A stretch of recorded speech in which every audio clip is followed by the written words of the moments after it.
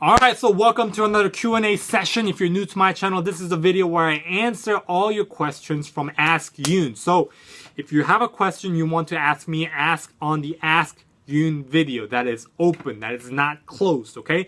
So, May 1st, going into the first question. Today's first question comes from Future Sailor Nguyen asking me about what are the possible ribbons, medals, and awards you can get in boot camp and in A school. So in boot camp, in terms of awards, so you can get the academic award, the honorary recruit award. So along with those awards come with a letter of accommodation from the commanding officer. And so along with that, you can get at least 3 ribbons when you're coming out of boot camp. The first one everybody gets, which is the service medal, service ribbon. Second one, which is the 9mm pistol qualification. So if you at least qualify for a marksman, you can get a ribbon. And along with that ribbon, if you qualify for a sharpshooter, you can put a little S on it. If you qualify expert, which is the highest, you can put an E on it. And the third ribbon is the honorary recruit ribbon, which I think only one person out of everybody that graduates will be able to get. I'm not too sure, I might be wrong. But those are the awards, ribbons, and medals that I'm aware of that you can get in boot camp. In A school, if it's generally the same for every other A school, so my A school was only for 2 months. Maybe other A schools that are for longer duration, maybe they have something different, but assuming they are the same, okay, assuming that they are the same, I might be wrong. When I graduated, you can get 2 things. Number one, the honorary academic or achievement award, which is being in the highest percentile. The second one is the AAP. So there's the honor graduate, and this is the AAP. The AAP is considered higher. And if you want to know more about AAP, my video to the link down in the description where I explain what AAP is. And along with the AAP, what my friend got when he graduated was a coin, the command coin. So every command has a collectible coin. The coin signifies what command you've been at. So if you go to multiple commands, so people who have been in for like 20 years have multiple coins that they collect from every single command that they've been on, right? So that's a cool thing. Along with being the AAP, you also get the certificate from the commanding officer that signifies that. So those are the cool ways that you can get no ribbon, anything like that. So next question comes from Dyinobal asking about what happens during holidays. So when I went to boot camp, it was from June to end of July, right? And on July, I passed the 4th of July. We just got extra food compared to normal days. So extra portions. So, hamburger, French fries, hot dogs, and a bunch of stuff like that. So more than usual. That's the only thing that was different. Now, I can generally assume, if I had to guess, that's going to be the same for every other holiday. Except for Christmas. Christmas, I'm sure you'll probably be able to get a phone call home. I might be wrong, but I can assume that's probably going to be the case, and along with that, extra food. Alright, so next question comes from Future Sailor, not Future Sailor, Kairya Matou. I don't think that's your real name, so I'm not going to say Future Sailor Matou.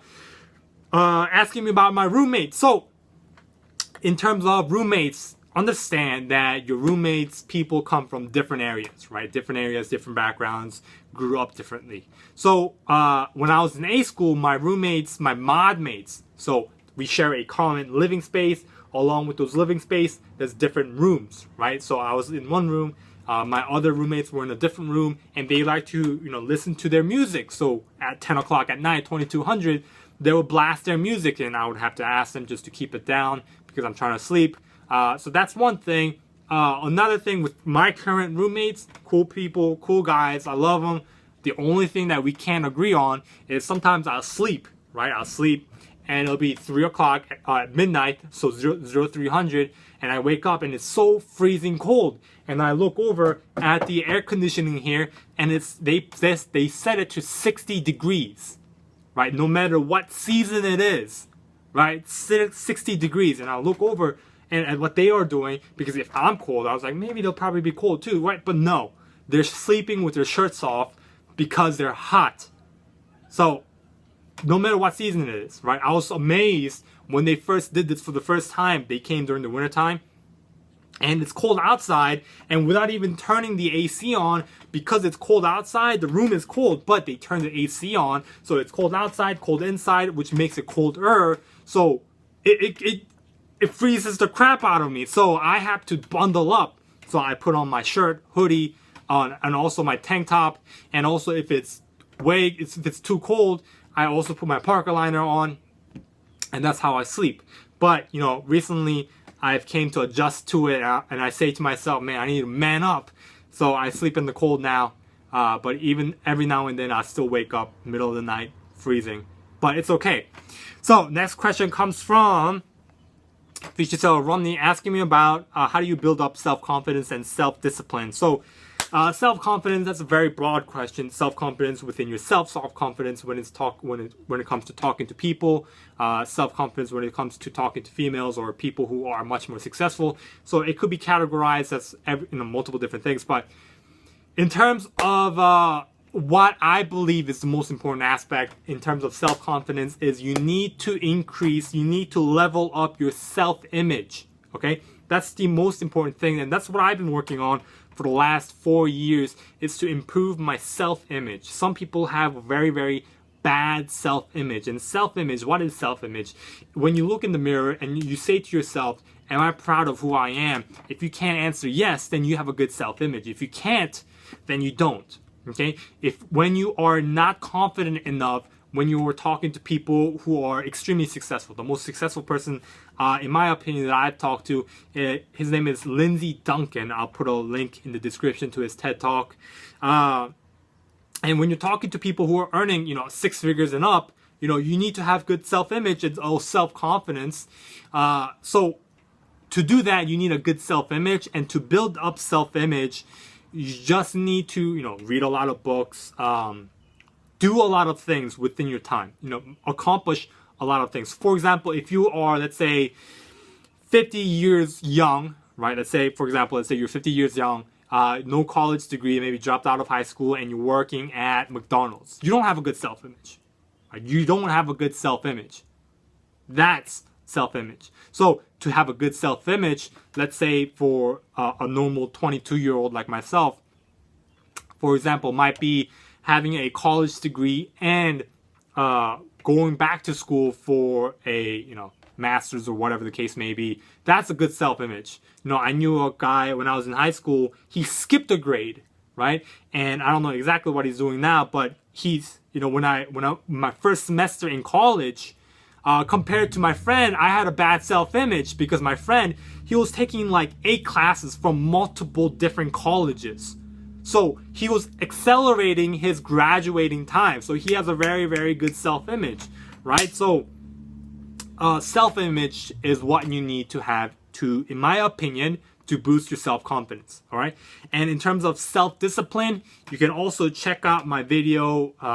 It's within the new PRT regulation. I describe the process. So in terms of self-discipline, it all comes down to motivation of that video. So check out that video if you haven't already, if you want to increase your self-discipline and focus on the motivation, the flow from 1 to 4 the chart. All right, next question comes from feature seller Inabinet. I don't know if I said that wrong.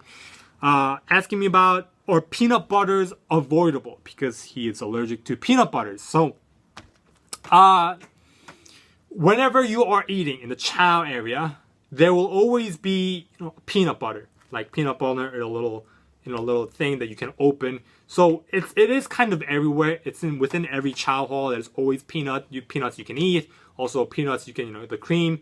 But I mean, you can't accidentally eat it. But I can tell you about like a month ago, I was sitting in the cafeteria in the chow in my ship.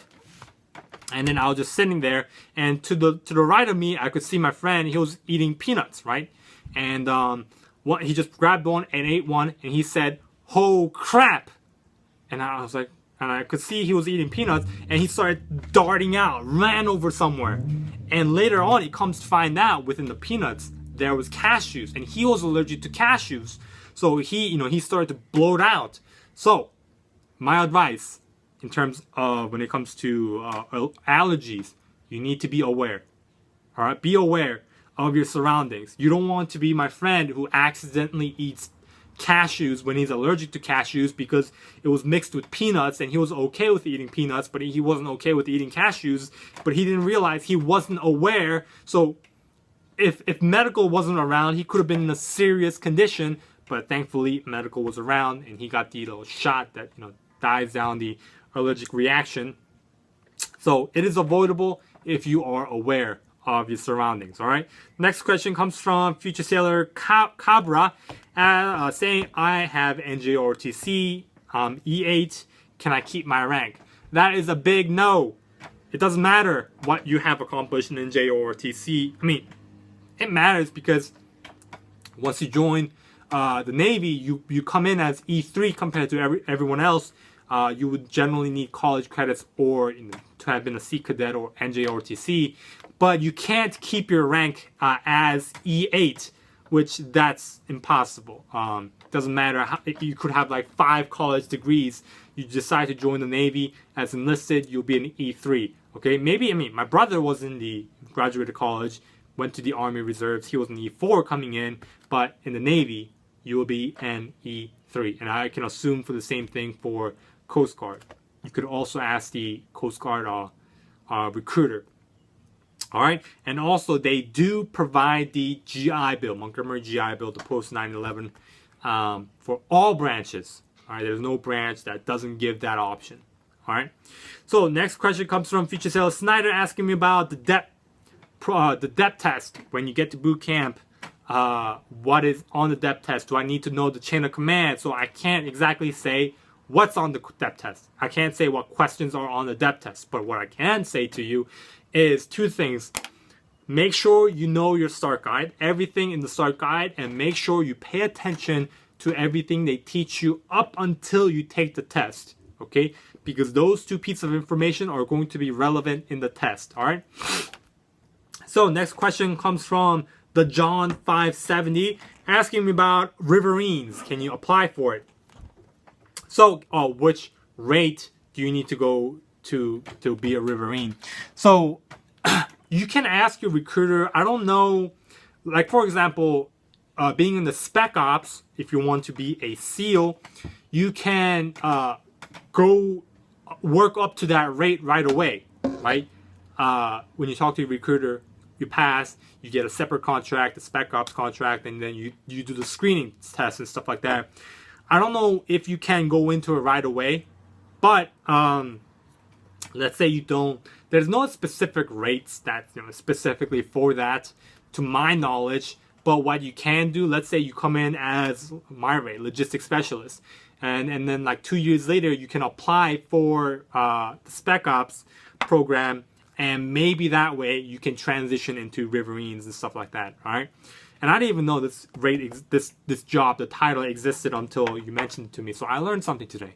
All right, so next question comes from future sailor Wong, asking me about what happens after my 5-year contract. So if you want to stay in, you can re-enlist. And, you know, you can re-enlist for a specific duration. And also after that duration's over, you can also have the choice to re-enlist again. And with that, you get a little special graduation or a party of your re-enlistment, or, you know, you can choose to dip out, which, you know, a good portion of the people do. All right, so which there's nothing special unless, I mean, you've been in for 20 years and you retire, then you get a little special ceremony. But other than that, if you dip out, choose to leave, you leave. Maybe you get with your close friends and, you know, party or something like that. But anyway, next question comes from Spyke Hearts, asking me about Navy enlistment bonuses. So I'm not too sure on the exact percentages of the bonuses, but what I can generally tell you is, you know, don't be convinced, don't choose a rate because of the enlistment bonus. For example, somebody explained this to me. He was a nuke, and he said to me, for example, right, I'm going to give you, for example, this is not the exact calculation, but he said, for example, let's say, you know, your enlistment bonus is $10,000. you get taxed. You get that taxed. But on top of that tax, you get another tax. So bottom line, when you actually get the money, you're nowhere close to the amount of money that you were promised in the enlistment bonus. Not promised, but you were set to have like $10,000 in the enlistment bonus. Now you do get some of that back from tax returns, but it's not nearly as much as what the enlistment bonus amount was. Okay, so my opinion, my take on that is don't choose a rate just because of the enlistment bonus. Okay, choose a rate that you enjoy doing. If money comes along with that, better for you, right? For example, if I had the choice to do mass communication specialist or the new program, I would choose mass communication specialist because I wake up every day and I would enjoy doing that, right? Not to say I don't enjoy what I'm doing right now, but I would enjoy more doing that compared to being in a rate where I joined because of the money, but I didn't get the money where it's nearly as much as I expected it to be, and I don't love my rate. Right? I hate it. I don't enjoy it. Right? You don't want to be in that position. So my personal recommendation is be in a rate that you enjoy. Next question comes from I.R.Kaikoa asking me about, is a depth test multiple choice? Yes, every test, to my knowledge, from the military is going to be multiple choice except for verbal tests. All right. So next question comes from TommyBoy asking me about what happens if you are max weight before shipping out. That you would definitely need to ask your recruiter. Next question comes from Franklin100 asking me about what happens if a war breaks out. So I'm not too sure exactly what happens, or I've talked to other people. They don't know because they haven't really experienced war. But if I had to guess, if I had to assume what was going to happen, I would say every single ship would be strategically placed for it to be used whenever it is needed. Okay, that's the general answer I can give you.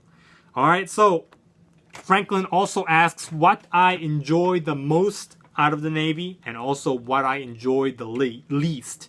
So this is actually a funny question, which I'll answer why. But in terms of what I enjoy the least, I can't really say. Because I enjoy what I do. And I'm not saying that for a cliche purpose, but because, does it suck? I work 16 hours a day for multiple days in a row, right? Does it suck? Yes, it sucks extremely to work 16 hours a day for a couple of days straight. And you're not sleeping for the other 8 hours. There's transit time. There's also time you need to take a shower and have a little personal time. So in reality, I sleep maybe 4 or 5 hours each day and I work 16 hours, right? Does that suck? Yes, but does it build good character? Yes. Does it build memories? Yes. Did it help me realize that my potential, that if I used 16 hours in school when I was a civilian, if I would have used that in school, would I be in a much different position right now? Yes. And can I still apply that when I finish the military? Yes. So that with things that are not enjoyable, there comes a lot of positive experiences you can take away from it depending on how you look, right? Some people have all negative opinions, negative views, but overall, as long as you have positive view and mentality, every unenjoyable experience can be turned into positive overall lesson that you can learn. Okay, so in terms of what I enjoy the most, so today, this morning I was thinking about, I remember when I was a little kid, about like 7 years young, when I was living in Korea, I remember stealing money from my parents, my mom, like $2, and I would hide it and then go to the arcade later on. And $2 when you were a little kid, and especially during those times, was a lot of money. Like you could go to the arcade, play a lot of games, buy a lot of stuff. And I was talking with my mom today. I was like, Mom, do you remember when I stole $2? And she's like, no. But I did get caught. When I was little, I did get caught. but I guess she didn't remember. But $2 back then, if you count inflation, today would be $20, right? So I was saying to I was asking her, how, did that have an impact? And she's like, well, $2 back then was a lot of money, and I could have gotten ate food for multiple days. But what I enjoy the most is the fact that today, the same day, it's coincidentally with this question, I sent my mom extra money. I was like, hey mom, I'm going to give you some money. I'm going to send some money, and you can do whatever with it. I know for a fact she's going to put that money to good use, right? So she does a lot of charity work. She helps with church and a lot of stuff like that. So I just said, hey mom, I'm going to send you some money. Do whatever with it, right? So what I enjoy and what I appreciate out of the whole experience, out of being in the military, is to have money where I can help my family financially if I need to, or if I so choose to. That feeling is what I enjoy the most. To give back to my parents just a little bit. Raising a child, raising a child to adulthood from birth, it's a lot of money. There was a statistics that I read a while back. It said on average a lifetime would be $250,000. I don't know if that's true, but just to give back even a little bit, I was so grateful to have that opportunity. And I had that opportunity because I was in the military, okay? Because if I was a civilian, I would still be living paycheck to paycheck, right? But because I'm in the military, I don't have money to spend anywhere. I don't have a lot of expenses. I don't have any expenses actually, right? So being able to save money, having money to help my family, help people around me, that's been the most enjoyable experience, and the most grateful thing that is relevant for me to today and to this question that I can share with you. Okay, so thank you for watching, and I hope you have a great Navy day.